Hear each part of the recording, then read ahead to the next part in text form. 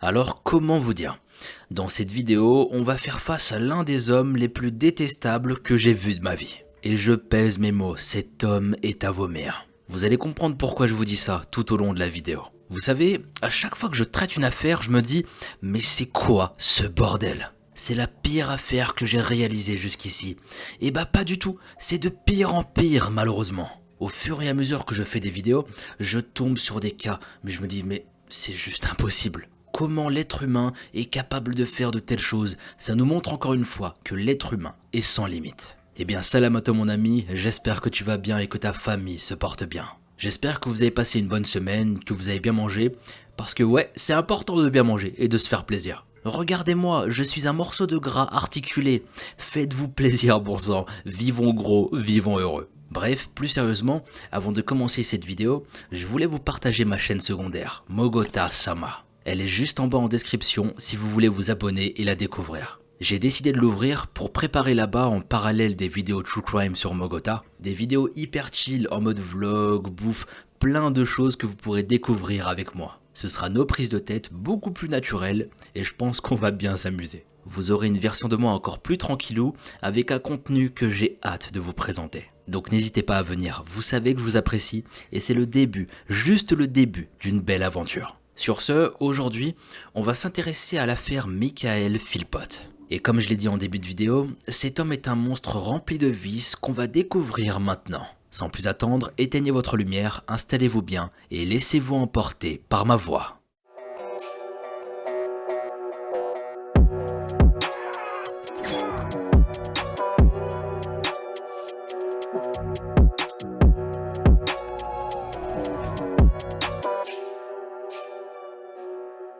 Michael Philpott est né en 1956. Il n'y a que peu d'informations en ce qui concerne son enfance. Mais à partir de 1978, on sait qu'il commence sa formation dans l'armée anglaise. Il a alors 22 ans, et on sait également qu'il sort depuis 2 ans avec une fille de 17 ans, Kim Hill. De temps en temps, il prend des permissions pour pouvoir passer du temps avec elle. Parlons un peu de sa personnalité.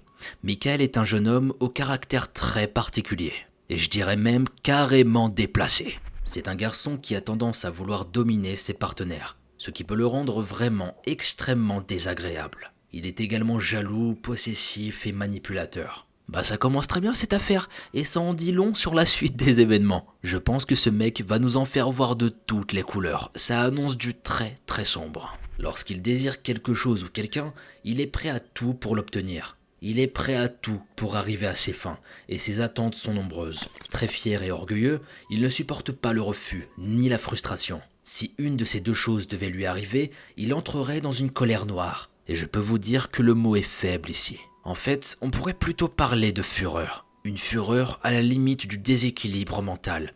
Et on va le découvrir tout au long de ce récit. Un jour d'été de 1978, Michael reçoit une lettre à l'armée. C'est Kim qui lui écrit. Il s'empresse de l'ouvrir pour la lire, mais au fur et à mesure de la lecture, son enthousiasme s'éteint. Elle ne lui écrit pas pour l'embrasser et lui dire des mots doux, non, c'est une lettre de rupture. Kim ne peut plus supporter le comportement trop abusif de Michael. Alors une nuit du mois de juillet, le jeune soldat s'éclipse sans autorisation de son régiment. Il a un plan derrière la tête. Quoi, comment ça?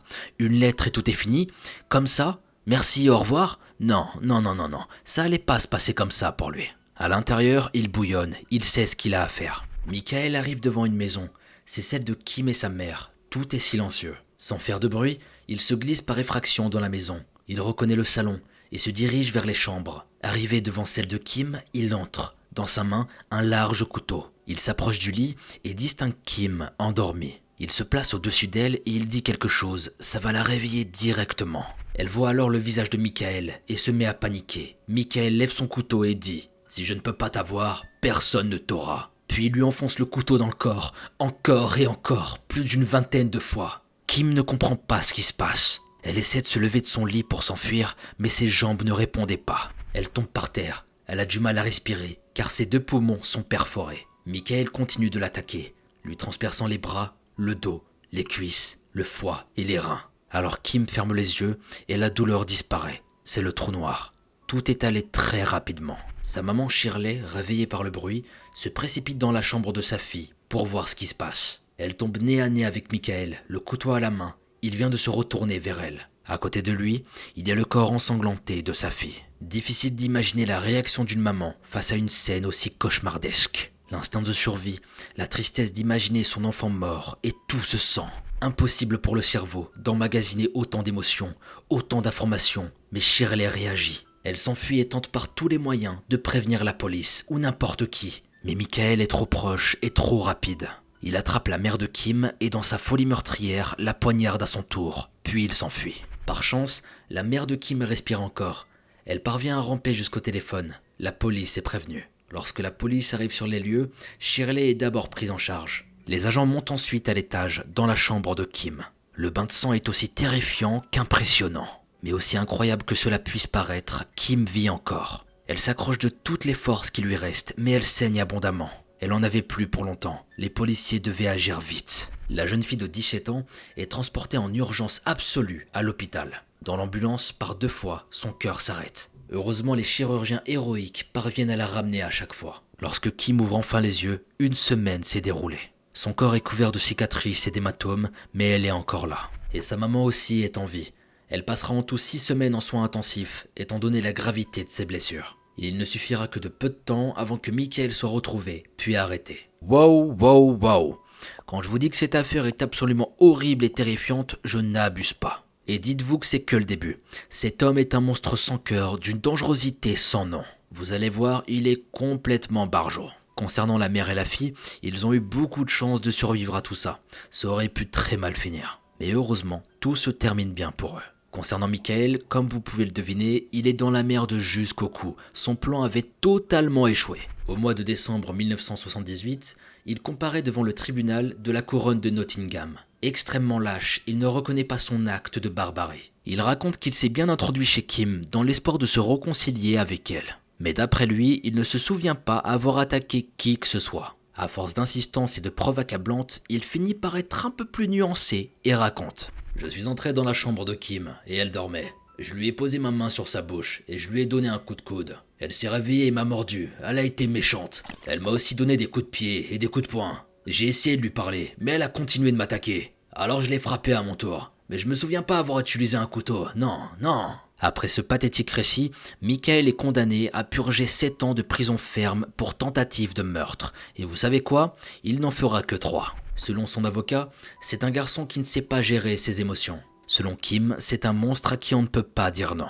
C'est une personne qui ne comprend pas ce que ce mot veut dire, ou plutôt qui ne veut pas le comprendre. Des années durant, Kim va garder un traumatisme de cette nuit-là. Elle côtoiera un certain nombre de professionnels pour essayer d'évacuer cette blessure. Son corps, quant à lui, en gardera pour toujours les stigmates. Elle déclara plus tard la phrase suivante. « Je n'oublierai jamais ses yeux lorsqu'il m'a attaqué. Il est le mal incarné. J'ai de la chance d'être en vie après ce qu'il m'a fait. » Mesquina, j'espère sincèrement qu'aujourd'hui, elle va beaucoup mieux. Vivre tout ça, j'imagine même pas le traumatisme. Après ça, tu peux plus vivre sereinement. Tu resteras toujours sur tes gardes. Et concernant la confiance, je ne sais même pas si un jour, elle réussira à la donner à nouveau à qui que ce soit. Enfin bon, beaucoup de bonheur pour elle et j'espère qu'aujourd'hui, ça va beaucoup mais beaucoup mieux pour elle. Environ 5 années après sa sortie, Michael rencontre une certaine Pamela Lomax qui l'épouse. Nous sommes en 1986 et très vite, il a 3 enfants avec elle, 2 fils et une fille. Mais la prison n'a pas changé Michael, il est toujours resté le même, à une chose près. Il évitera à l'avenir les actes qui pourraient le renvoyer à l'ombre. À nouveau, il est insupportable avec sa femme, très contrôlant, très dominant. Les remarques sont au quotidien, que ce soit sur la tenue, les sorties, etc. C'est un homme toxique, contrôlant, à tel point que Pamela commence à prier pour qu'il se lasse d'elle et finisse par la quitter. On ne saurait pas dire s'il était violent avec elle, mais on peut avoir des doutes. Un jour de 1991, Michael se fait tout de même rappeler à l'ordre par la justice pour avoir donné un coup de tête à quelqu'un qu'il connaissait. Vers 1993, le souhait de Pamela est exaucé. Lors d'une sortie près d'un lac de Rainworth, Philpott rencontre Heather, une fille de 14 ans. À ce moment précis, lui, il a 37 ans. Donc si on fait le calcul, il a 23 années de plus qu'elle. Espèce de gros pointeur, le mec il a 40 ans, il ose poser ses yeux sur une jeune fille. Ça aurait pu être ta gamine, c'est encore un bébé. Et elle a juste 14 ans bordel. Déjà ça c'est d'une gravité inouïe, mais attendez de voir la suite. Attendez de voir à quel point c'était une véritable ordure. À partir de ce moment-là, on commence à distinguer toute la perversité du personnage. Oui, Michael Philpott a tendance à être attiré par les jeunes filles, parfois très jeunes, en plus elles sont vulnérables, plus faciles à approcher. Mais il a bien conscience du cadre légal, alors il attend. Michael et Heather commencent à entretenir un lien qui pourrait s'apparenter à une sorte de flirt extrêmement malsain. Mais c'est seulement environ 2 ans après, le jour de son 16e anniversaire exactement, qu'Heather décide de s'enfuir de la maison de ses parents pour vivre avec Michael. À ce moment-là, Pamela Lomax décide de le quitter en utilisant le prétexte de cette nouvelle liaison. Sans le savoir, la pauvre Heather venait de se jeter tout droit dans la gueule du loup. À présent, la jeune fille est à la merci de l'homme probablement le plus vicieux qu'elle n'ait jamais rencontré. Très vite, Michael l'isole de ses amis comme de sa famille. Une relation de couple s'installe et Michael a alors 39 ans. Heather donne naissance à 2 enfants, 2 garçons, l'un après l'autre très rapidement. Le problème c'est que lui voulait une fille, alors la situation ne lui plaisait pas du tout. Pour lui, c'était une raison suffisante pour se mettre dans une colère noire et commencer à abattre sa jeune compagne. Apparemment, il pensait qu'Heather faisait intentionnellement des garçons et il voulait la punir pour cela. Quoi? On peut pas être bête à ce point-là? Non, il était pas sérieux. C'est pas possible. Genre dans la tête de Michael, elle avait à un moment un choix à faire, garçon ou fille, genre un bouton dans sa tête. Non mais c'est complètement barjot. Eh oh Michael, réveille-toi. C'est pas possible d'être aussi bête. Continuons. Plus tard, elle décrira ce que le père de ses enfants lui faisait subir. Et elle décrira comment il poussait le vice en allant jusqu'à apprendre à ses 2 fils à être violents avec leur mère. Un jour par exemple, Michael va dire à son fils aîné de mettre un coup au visage de sa maman. Et c'est ce qu'il va faire. Il voulait les endoctriner à être aussi violents que lui et à banaliser cette brutalité. Au milieu de tout ça, il décide qu'Heather doit faire plus d'enfants, mais elle réussit à lui dire non. Michael se remet donc en colère. Il se met à la descendre plus bactère, lui disant qu'une vraie femme ne devrait pas avoir ce comportement-là. Heather tente alors de s'enfuir, mais il l'attrape. Il la plaque au sol et la menace avec un couteau. Il lui fait comprendre qu'il n'hésiterait pas à lui faire la même chose qu'il avait fait à son ex Kim Hill. 5 ans plus tard, en 2000, Michael Philpott rencontre une nouvelle femme. Elle s'appelle Mary Duffy et elle est mère célibataire de 19 ans d'origine irlandaise. Elle vient tout juste de sortir d'une ancienne relation très compliquée. Le couple de Michael est alors détruit depuis longtemps. Depuis un bon moment, Heather n'a qu'une seule envie, c'est de partir et d'avoir la garde de ses 2 enfants. Courageusement, elle entame une procédure judiciaire. Et elle a bien fait, car le 23 décembre 2002, elle gagne et elle finit par s'en aller. Mais Michael est semble-t-il déjà passé à autre chose. D'ailleurs, on ne sait pas vraiment si ses enfants sont réellement importants à ses yeux. Tout ce qui a l'air de l'intéresser, c'est son désir de domination, de changer constamment de femme qu'il voit comme des objets de plaisir et de reproduction. En somme de simples outils qui doivent se plier à sa volonté. En plus de ça, les enfants ne font que perpétuer sa lignée. Ils servent aussi à obtenir beaucoup d'aide sociale. Michael en profite largement et ne travaille jamais. En fait, Michael Philpott n'a rien de quelqu'un de civilisé. C'est quelqu'un de sauvage, rempli de pulsions. Il est cruel et complètement égoïste. Un homme dénué de toute empathie et qui semble ne disposer d'aucune valeur morale ni d'aucune vertu. Au moment de sa rencontre avec ce bourreau, Mary est au fond du trou et se sent seule. C'est une proie facile pour Michael. Elle emménage chez lui rapidement et le couple finit par se marier en mai 2003. Elle a 22 ans et lui en a 47. Là, il faut faire une pause et revenir 2 ans en arrière en 2001. Juste après sa rencontre avec Merid, Michael ne chôme pas. Car cette année-là, il croise le chemin d'une jeune fille qui lui plaît. Elle a seulement 16 ans et elle s'appelle Lisa Willis. C'est une orpheline, Michael en profite donc pour s'ériger en tant que protecteur et l'attire dans ses filets. Comme je vous l'ai dit, on fait face à un hlouf ici. C'est un porc, c'est tout ce que c'est. Ce mec est un porc et j'insiste, à quel moment il te vient à l'esprit de te comporter ainsi? C'est un prédateur de jeunes femmes, rempli de sombres idées qui gâchent la vie de toutes celles qui croiseraient son chemin. Donc comme je le disais, il attire une jeune fille de 16 ans qui se nomme Lisa Willis. Très vite, c'est à son tour d'emménager dans son logement. Une relation commence entre les deux. Attendez. Et Merid dans tout ça? Eh bien elle est avec eux, sous le même toit. Comme si de rien n'était, et elle est obligée de subir tout ça. Elle est toujours la femme de Michael. Lisa est donc tout naturellement devenue sa maîtresse. Comme le disait Kim, on ne peut rien refuser à Michael. Personne ne voudrait le voir se mettre en colère. À part Mogo Junior, bien sûr. Il lui aurait bien rendu visite. Ouais, moi je vous le dis. Lors de leur mariage en 2003, Lisa avait même le rôle de la demoiselle d'honneur. Elle a à peine 18 ans et lui on le rappelle à 47 ans. On imagine le tableau hyper glauque. Ensuite, le schéma pervers commence. Sur 10 longues années, Lisa tombe enceinte 4 fois de Michael Philpott. Et durant tout ce temps, il va la battre de façon régulière. Un jour par exemple, il l'attaque avec un morceau de bois. Un autre, il lui jette une tasse de café. Il lui faisait vivre une véritable misère. Mairead, quant à elle, elle donne naissance à 6 enfants. En tout, ça fait 11 enfants à la maison. Il faut savoir que Lisa Willis, malgré son jeune âge, avait déjà un enfant d'un autre homme au moment de sa rencontre avec Michael. Cet enfant vit sous le même toit que toute la famille. Durant 10 ans, ils vivent tous ensemble dans une council house à Victory Road dans la ville de Derby. Michael ne vit toujours que des allocations familiales et il n'a pas travaillé depuis des années. Il passe ses journées à boire, fumer, jouer aux fléchettes ou au billard, et à regarder la télé et à s'occuper un peu de ses enfants. Du moins, c'est ce qu'il raconte. Parfois, il fait un peu de bricolage. Lisa et Mairead sont quant à elles employées à mi-temps, mais tout leur revenu est encaissé et géré par l'homme de la maison. Une council house, littéralement maison de conseil, est en Angleterre à peu près l'équivalent d'un logement social en France. Tout au long de ces années, Michael se comporte comme un véritable monstre avec ses 2 compagnes. Il contrôlait absolument toutes leurs sorties et les accompagnait même jusqu'à leur travail. Pour elle, il est très rare de quitter le foyer, même pour se rendre en ville pour des choses importantes comme acheter des vêtements. Michael demande des comptes rendus systématiques. Les temps de sortie, les heures sur place, le motif, le lieu, tout ceci est très fatigant pour Mairead et Lisa. Ils finissent par ne même plus donner la peine d'essayer. À côté de ça, il les bat régulièrement et pour des raisons arbitraires. Bref, il fait régner sa loi à la maison. Mairead et Lisa sont effrayées par lui et elles sont sous son emprise. Elles ne cherchent pas à s'en aller. Tout ce qu'elles veulent, c'est ne pas éveiller sa colère. La maison de Victory Road devient un véritable enfer sur Terre. La maison de l'horreur où Michael est un roi tyrannique et tout-puissant. En 2006, Michael commence à songer à déménager. Il se sent à l'étroit dans cette maison, avec 2 femmes et ses enfants. Il fait une demande auprès de l'État pour changer de council house. Mais ces demandes restent sans réponse pendant un bon moment. En 2007, une chose assez improbable se produit. Une chaîne de télévision repère la famille Philpott et son mode de vie si atypique. Michael est alors contacté.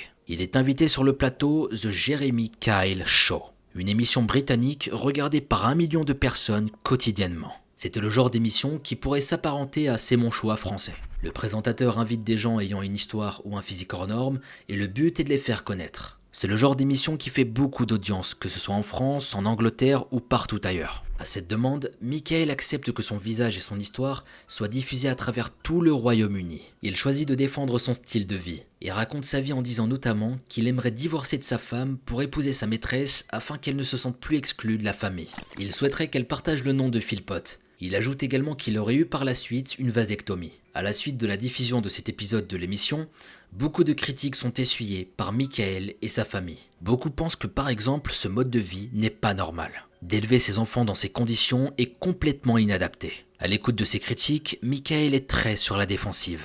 Il répond par une question rhétorique. Est-ce qu'ils connaissent ma famille?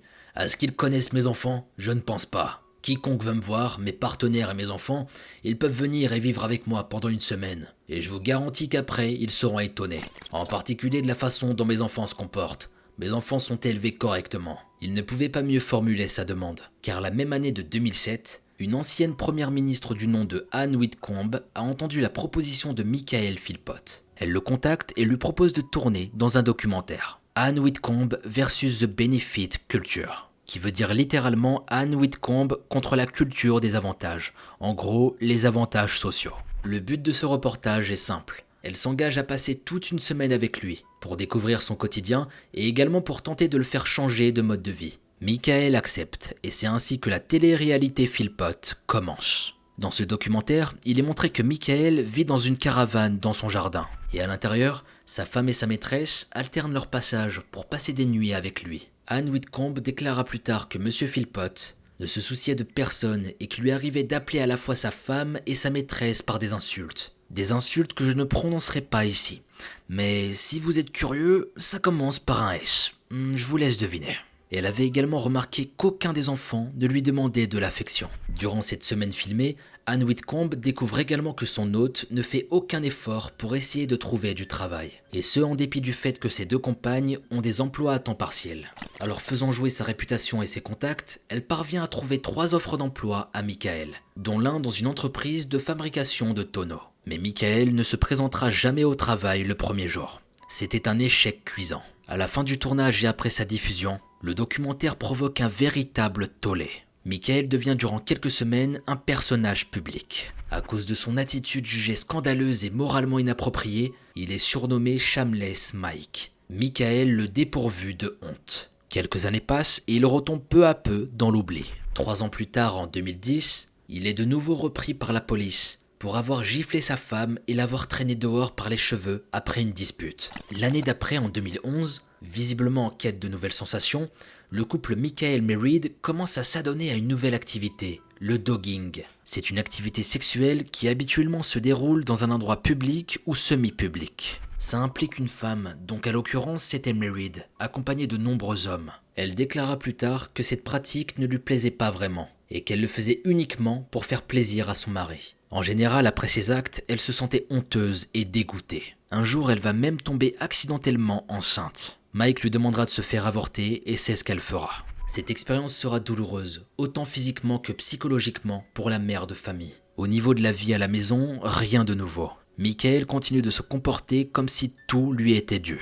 Un jour, en voiture, il s'énerve contre un autre automobiliste. L'embrouille va se transformer en bagarre. Cette fois-ci, la police décide de le reprendre sérieusement. Il est auditionné et comparé devant un juge dans un petit tribunal. Michael plaide directement coupable et il est libéré sous caution. En parallèle, peu à peu, Lisa commence à saturer de la vie qu'elle mène.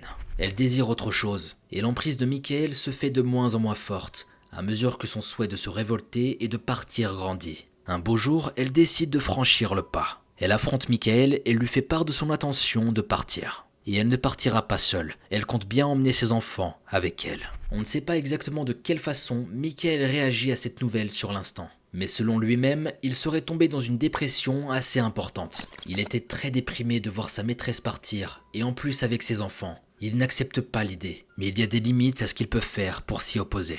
Comme Heather il y a presque 10 ans, Lisa entame des démarches pour obtenir la garde de ses enfants. Elle est prête à affronter le tyran Michael sur la scène judiciaire. Elle en a le droit et surtout le courage. Oui, car il faut souligner le courage de Lisa. Car sans parler de l'immense pression toxique exercée par le père de ses enfants, beaucoup de choses auraient pu la retenir. Notamment sur l'aspect financier et le fait que ce soit Michael qui ait la main mise sur toutes les dépenses du foyer. Mais récemment, Lisa a découvert qu'elle avait elle aussi droit de bénéficier, avec ses 4 enfants, de plusieurs centaines de livres sterling par mois d'allocation. En réalité, elle les touche même depuis plusieurs années. Mais comme tout cet argent allait directement dans le compte de Michael, elle ne l'a jamais vraiment réalisé. Le 11 février 2012, elle quitte la maison de Michael et Merid avec ses 5 enfants, pour aller enfin vivre avec sa sœur et son beau-frère. Elle envoie un SMS à Michael pour le prévenir de la situation. « Je suis partie et les enfants vont bien, je n'en peux plus ». Bientôt, le 11 mai 2012 exactement, elle et Philpott comparaîtront devant le tribunal pour une audience à propos des enfants, afin de savoir où ils résideraient ensuite. En attendant, les enfants feront des allers-retours à la Council House de Victory Road. Je pense que plus l'histoire se déroule, plus vous vous rendez compte à quel point cet homme est toxique. Et tout ça n'annonce rien de bon, c'est toujours de pire en pire. Sans plus attendre, focus sur les meurtres. Banks.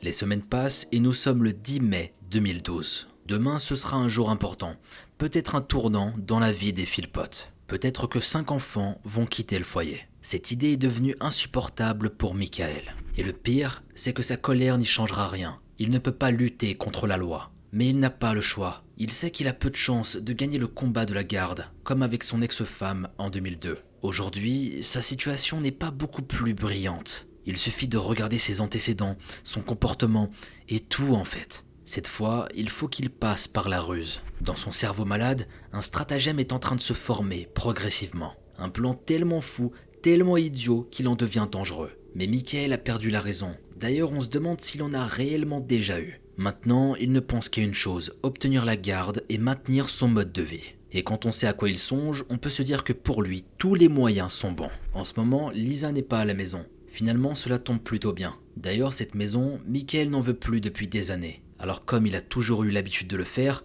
il s'est tourné vers l'État pour en demander une nouvelle. Mais c'est long, trop long. 5 ans qu'il attend qu'on le reloge. À ses yeux, la situation est un scandale. Le laisser lui, ses 2 compagnes et ses 11 gosses dans une maison seulement de 3 chambres, c'est moralement inacceptable. Comme montré durant le reportage de 2007, il est carrément obligé d'aller dormir dans une caravane. Quelques années plus tôt, voici ce qu'il avait déclaré à un journal concernant les aides publiques. Ils trouvent toujours les mêmes excuses. Ils ne sont tout simplement pas assez compétents. J'aime mon pays, mais en ce moment j'en ai honte. Je pense que la Grande-Bretagne est en train de sombrer. Pour n'importe qui d'autre, ce genre de propos aurait pu être entendable. Mais pas pour Michael Philpott, pas pour un homme aussi mauvais. En plus, c'est un homme qui n'a jamais cherché à travailler, et ce depuis 20 ans, alors qu'il le pouvait. Dans sa tête, le plan est prêt. Il invite un ami chez lui, Paul Mosley, pour lui en faire part. Mary est là elle aussi. Voici ce qu'ils vont faire pendant que les enfants dormiront. Michael ira chercher de l'essence qu'il aura stockée quelque part. Il en déversera dans la boîte aux lettres ainsi que dans le couloir dans le rez-de-chaussée. Le but, mettre le feu à la maison. Ensuite, quand les flammes commenceront à prendre, Michael se rendra à l'étage, attrapera tous les enfants et les sauvera d'une mort certaine. Résultat, primo, la maison sera brûlée. Donc les services sociaux seront obligés de reloger toute la famille dans une maison plus adéquate. Secondo, Michael sera considéré comme un héros pour avoir sauvé tous les enfants de ce terrible incendie, ce qui lui donnera une belle image et une bonne réputation. Et le clou du spectacle, la police va forcément comprendre que le feu a été allumé intentionnellement. À ce moment-là, lui, Mary et Paul seront d'accord pour faire accuser Lisa. Ainsi, elle sera dans le collimateur judiciaire et peut-être même condamnée. Et avec son profil de sauveur, Michael aura toutes ses chances pour récupérer la garde à coup sûr. Dans la tête des trois comploteurs, le plan semble être parfait. Il ne reste plus qu'à l'appliquer. Demain, c'est le jour de l'audience, le 11 mai.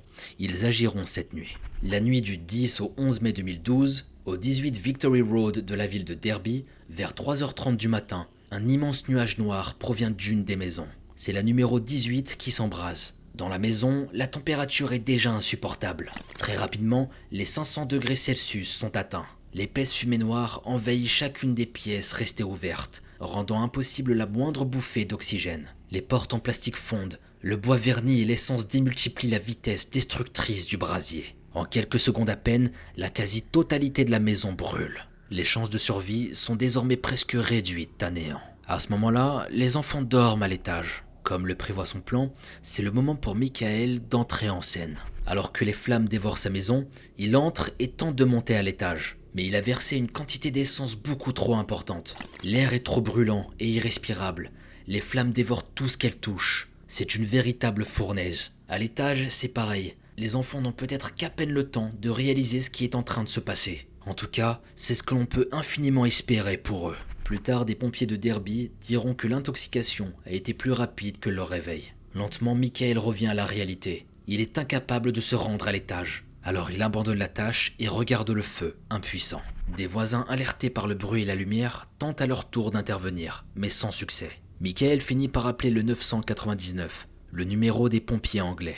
Ils arrivent très vite, talonnés par la police, mais il est déjà trop tard. Cette nuit, Jade Philpott 10 ans, John Philpott 9 ans, Jack Philpott 7 ans, Jess 6 ans et Jayden 5 ans viennent de tous perdre la vie dans l'incendie. Ils étaient tous les enfants de Mary et Michael. Ils sont transportés à l'hôpital, puis sont déclarés morts par intoxication. Leur aîné de 13 ans, Duane Philpott, est le seul qui respire encore. Il est emmené d'urgence à l'hôpital pour enfants de Birmingham. Mais son état est plus que critique. Son cerveau a été privé d'oxygène trop longtemps. Cela a causé des lésions cérébrales irréversibles. 2 jours plus tard, le 13 mai 2012, il décède d'une crise cardiaque. C'est une véritable tragédie. 6 enfants innocents partis, à cause de l'immondice de gens complètement fous et irrécupérables. Mais du point de vue des autorités, le bilan n'est pas sombre dans sa totalité, car 2 adultes ont pu s'en sortir indemnes, Michael et sa femme Mary. Heureusement que ni Lisa et les autres enfants n'étaient sur place. Les premières personnes à être interpellées sont Lisa et son beau-frère. Heureusement, ils ont été rapidement relâchés. Le 12 mai, au lendemain de la tragédie qui secoue Allenton, la tristesse est énorme entre les habitants, les voisins et la famille. Beaucoup de soutien est manifesté pour les Philpott. Ils sont provisoirement logés dans une chambre d'hôtel en ville. Le temps de mettre de l'ordre dans tout ce qui vient de se passer. Évidemment, l'audience pour la garde des enfants est ajournée. Le 14 mai, au lendemain de la mort de Duane, la police soupçonne fortement que l'incendie soit d'origine criminelle. Au fil des investigations, ils découvrent des éléments qui ne laissent aucun doute. De l'essence sous la boîte aux lettres, par exemple, qui est retrouvée. Pendant ce temps, un service religieux a eu lieu à la mémoire des enfants, à l'église catholique de Saint-Georges à Little Over. Une organisation caritative, Catch Me When I Fall, est créée par un habitant du nom de Bobby Sutherland pour aider la famille des enfants à financer les funérailles. Ce monsieur déclara plus tard à la police que Michael aimait ses enfants. Il disait qu'il ne soutenait pas du tout les critiques négatives à son encontre. Un livre de condoléances à la cathédrale de Derby est mis à disposition. Il est signé par des centaines de personnes. Faut dire que ça fait du bien de voir qu'il existe autant de gens avec un cœur aussi généreux. Mais malheureusement, ils se trompent totalement sur le compte du couple Philpott. Ils sont loin de s'imaginer qu'ils sont en train de parler à ceux qui ont allumé la mèche. Michael et sa femme, dans leur autodestruction, leur assassinat et leur bêtise sans nom, ont encore une chance insolente de pouvoir encore compter sur le soutien des habitants de Derby. Car si tout ceci a principalement été fait pour permettre aux enfants d'être enterrés dignement, beaucoup de ces personnes affichent un soutien indéfectible à leurs parents. Le 15 mai cependant, la police décide de ne rien laisser au hasard. Dans des histoires d'infanticide, les parents sont généralement les premiers à être suspectés. Parfois à tort, parfois non. Alors il est décidé de mettre sur écoute la chambre d'hôtel des Philpott pendant quelques jours. Le 16 mai, Michael et Mary Philpott donnent une conférence de presse, en collaboration avec la police de Derbyshire, à des dizaines de journalistes. En larmes, ils implorent de l'aide pour retrouver les assassins de leurs enfants. Philpott, en parlant des voisins, des donateurs et des gens qui les soutiennent, a déclaré aux journalistes « Nous ne pouvons pas assez exprimer notre gratitude. Ce n'est pas seulement nous qui avons souffert, ce sont eux aussi, c'est tout le monde. Cet homme n'a vraiment honte de rien. Il est en train de mentir ouvertement devant tout le monde et sans pression. » De nombreuses personnes qui ont toujours connu Michael Philpott et sa famille se sont mises à défendre son mode de vie. Ils ont affirmé que les représentations négatives que les gens pourraient avoir de lui ne sont aucunement fondées. Ici, c'est à se demander si les gens le connaissaient vraiment bien. Au même moment, des détectives confirment que le départ de l'incendie se trouvait sous la boîte aux lettres dans le couloir du rez-de-chaussée de la maison. De l'essence a bien été utilisée pour que l'incendie se propage rapidement. Le 18 mai, une enquête est officiellement ouverte. Pour les autorités, cet incendie avait pour objectif de tuer tous les habitants du 18 Victory Road. Via un communiqué public, il est demandé aux responsables de ce crime abject de se rendre. Et les autorités tentent à distance de raisonner les auteurs, en évoquant le caractère infiniment déshonorant et indécent de l'acte commis. 3 jours plus tard, des examens médico-légaux sont appliqués dans toute la maison. Le travail est très complexe, le feu étant un ennemi redoutable des pièces à conviction. Dans l'allée, la caravane et le minibus de Michael sont réquisitionnés et passés au peigne fin. Comme en témoignent les poses des micros dans la chambre d'hôtel des Philpott, les premiers suspects vers lesquels se tourne la police sont évidemment les plus proches parents. C'est quelque chose d'habituel dans une affaire semblable à celle-ci. Les enregistrements sont en cours et il faudra être patient pour n'éveiller aucun soupçon. Les jours passent et Michael montre un comportement très étrange pour quelqu'un qui vient juste de perdre ses enfants. Pendant la conférence de presse par exemple, il semblait complètement abattu par la tragédie. Parfaitement normal, vous allez me dire. Qui ne le serait pas ? Mais certains journalistes soulignent qu'il agissait exagérément en tentant d'essuyer des larmes manifestement inexistantes. Ça, c'est le premier point. Dans un second temps, lors de son passage à la morgue pour aller vérifier les corps, un journal de presse rapporte qu'il aurait flirté avec le personnel féminin sans chercher à se dissimuler. Bref, cette attitude est autant suspecte que complètement inappropriée aux yeux des enquêteurs et de ceux qui l'ont vu à l'œuvre. Mais ce n'est pas tout. Les vêtements que lui et sa femme portaient la nuit de l'incendie ont été récupérés. Et sur ceux de Michael se trouve quelque chose de très intéressant, de l'essence. Le 30 mai, les micros posés par la police sont enfin récupérés. À première vue, ils ont enregistré des conversations compromettantes entre Michael et Mary.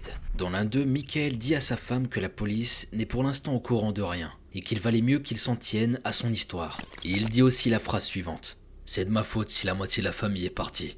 J'aurais dû tout voir venir, canard. » A priori, ils ne diront rien, pensant qu'aucune preuve ne viendra leur porter préjudice. S'ils parviennent à suivre son histoire, comme il dit, cela leur permettra peut-être de s'en sortir à moindre mal. Car si les autorités apprennent ce qu'ils ont vraiment fait, ce sera terminé pour eux. Dans un autre enregistrement, la voix d'un autre homme est plusieurs fois entendue. Mary et son mari en sont visiblement très proches, puisqu'on peut même entendre Mary avoir des relations sexuelles avec lui.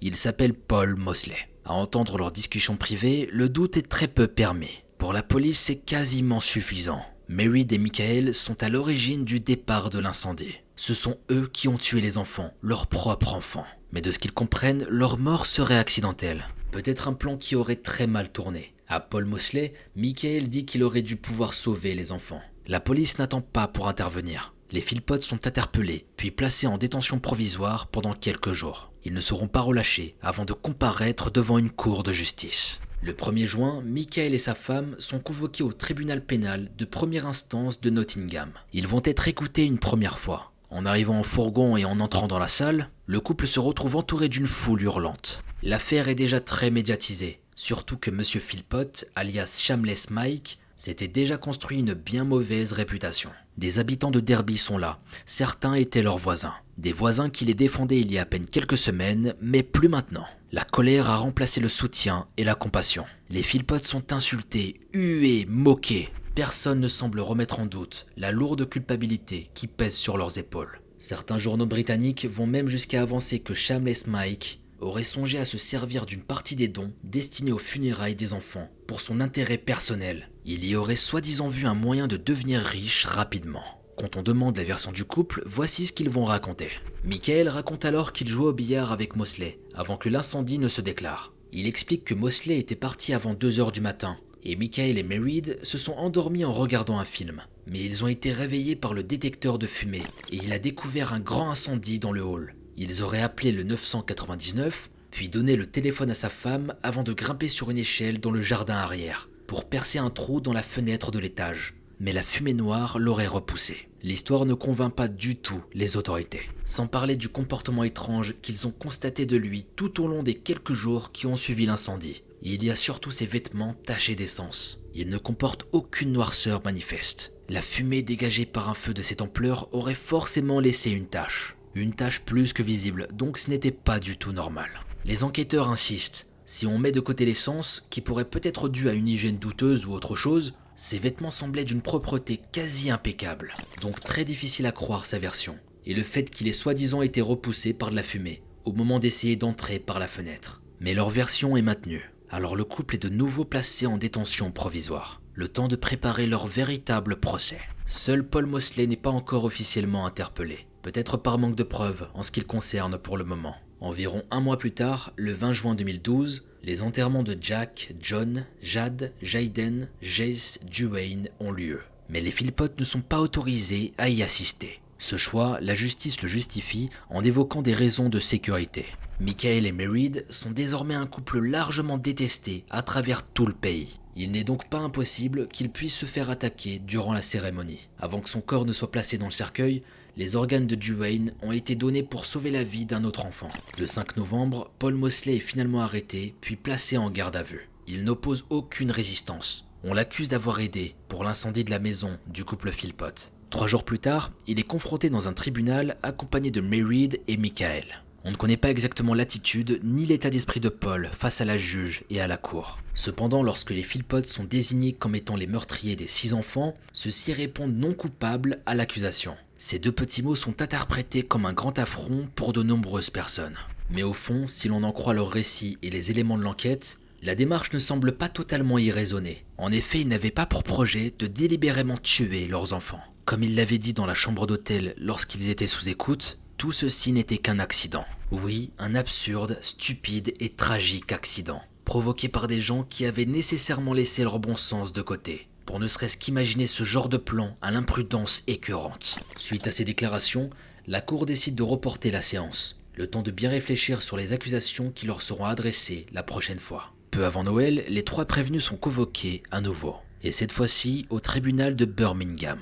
Cette fois-ci, l'incrimination lancée par la cour est différente. Il n'est plus question d'accusation de meurtre, mais d'homicide involontaire. Il a été conclu que les 3 complices avaient bien mis le feu à la maison, mais que ce n'était pas dans le but de tuer les enfants. Lorsque Michael et Mairead se sont défendus en plaidant non coupables lors de leur première accusation de meurtre, leur défense pouvait tenir la route. Et c'est hyper frustrant quand on connaît le passé du couple. Et particulièrement Michael, mais c'est légitimement défendable. On ne peut pas accuser des gens d'avoir voulu tuer alors que ce n'était pas la vérité. La justice a semble-t-il su faire la part des choses. Mais à l'écoute de cette deuxième accusation, celle d'homicide involontaire, un silence se crée dans la salle. Michael et Mairead ne sont pas sur place, mais ils sont en liaison vidéo retransmise en direct. Paul, quant à lui, est présent sur le banc des accusés. À nouveau dans la bouche de Michael, 2 mots retentissent dans la salle. Non coupable. Non coupable pour les 6 homicides involontaires. c'est la goutte d'eau qui fait déborder le vase. Mais cette fois-ci, Shameless Mike n'est pas le seul à n'avoir aucune honte à prononcer ces mots.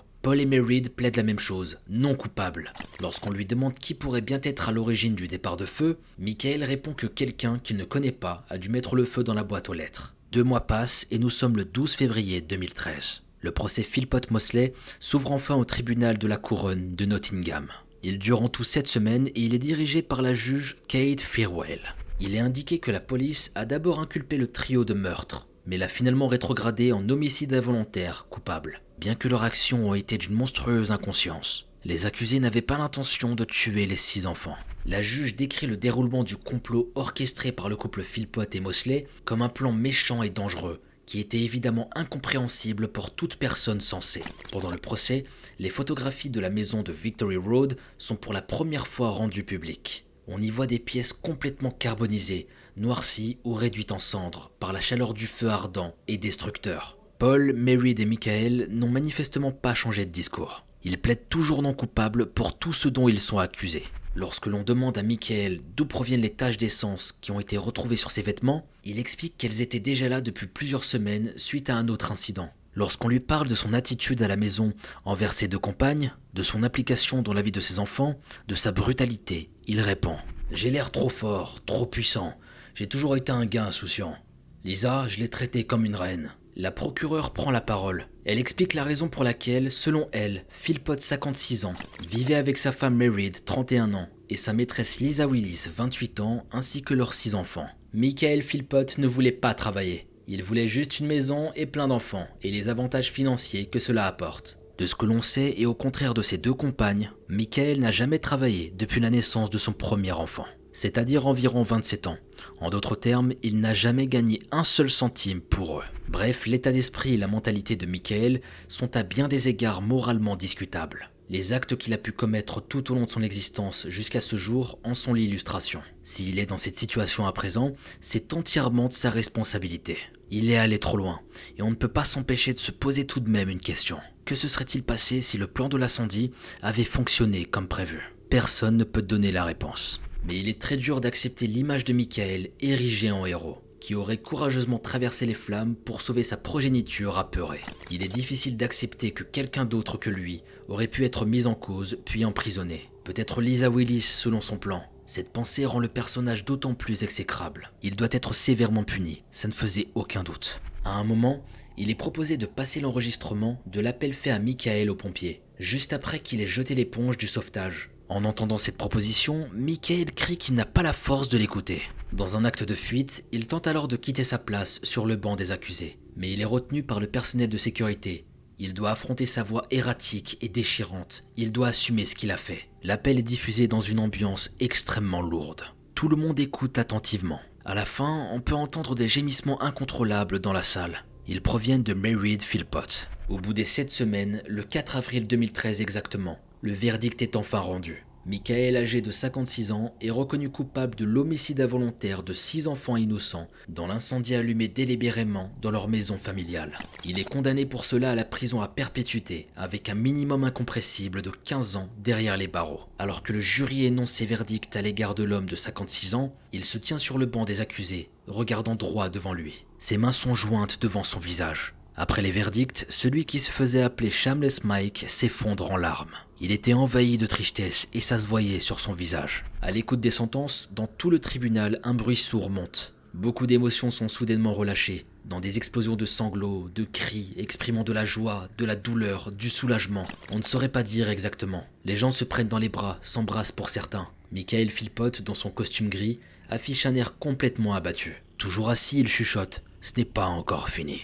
Et il avait raison, ce n'était pas encore terminé. C'est maintenant au tour de sa femme et Paul d'écouter leur sentence. Mary Philpott et Paul Mosley, pour avoir participé à l'élaboration du plan visant à incendier la maison et avoir tué involontairement les 6 enfants présents à l'intérieur, sont condamnés chacun à 17 ans de prison, avec une garantie qu'ils en effectueront au moins la moitié. Si la sanction a été beaucoup plus lourde pour Michael, c'est parce que pour la juge, il est clair que c'est lui le moteur principal de tout ce qui s'est passé. Le procès est enfin terminé. Les accusés se lèvent, comme le public. Soudain, une femme se met à hurler sur celui qui vient de prendre perpétuité. « Die, Mike, die !»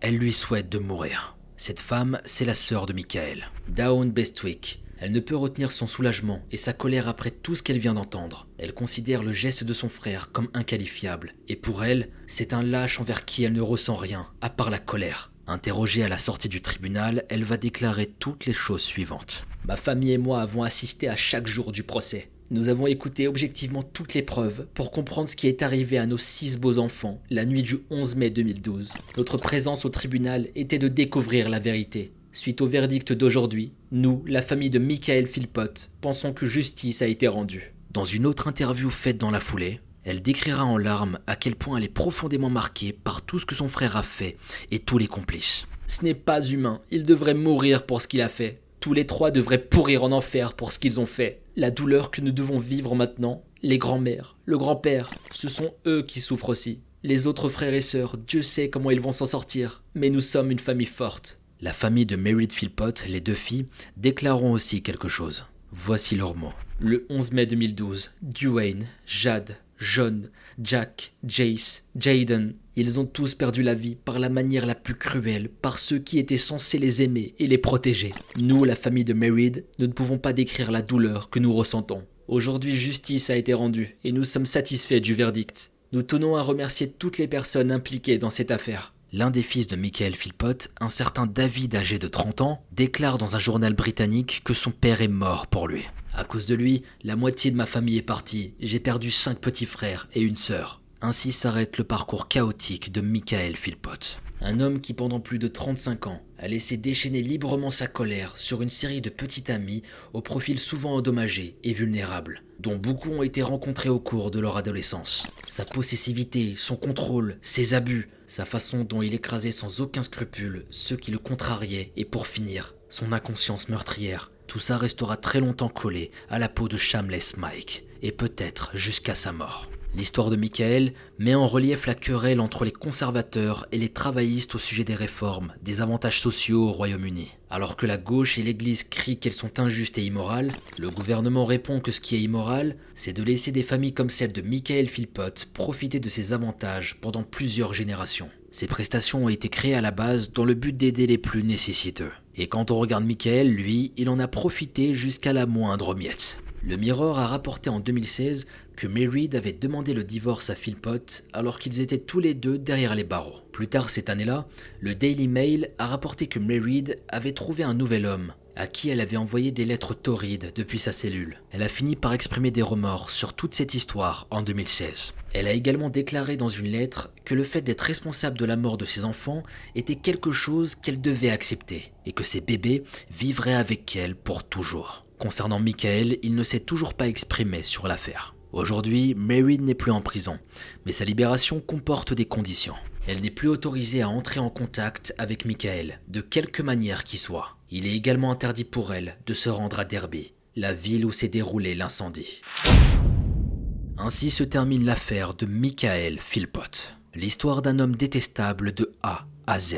Son comportement tout au long de sa vie a été juste horrible. Il est allé tellement loin jusqu'à prendre la vie de ses pauvres enfants, bordel. Même si c'était pas prévu dans son plan, c'est ce qui s'est passé finalement. Et tout ça à cause de sa bêtise, de ses pulsions et de ses idées complètement farfelues. J'ai énormément de peine pour ses enfants et qu'ils puissent reposer en paix. C'est tellement triste de voir un père aussi insouciant. Vas-y, bref. J'aimerais avoir vos avis concernant cette affaire et ce que vous en avez pensé.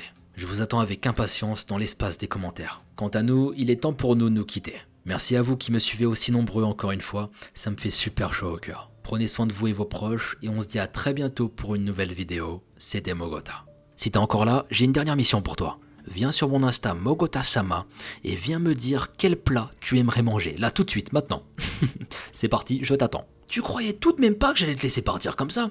J'avoue que je commence à avoir faim, donc là je vais vraiment partir. Je vous dis à très bientôt pour une nouvelle vidéo. C'était Mogota.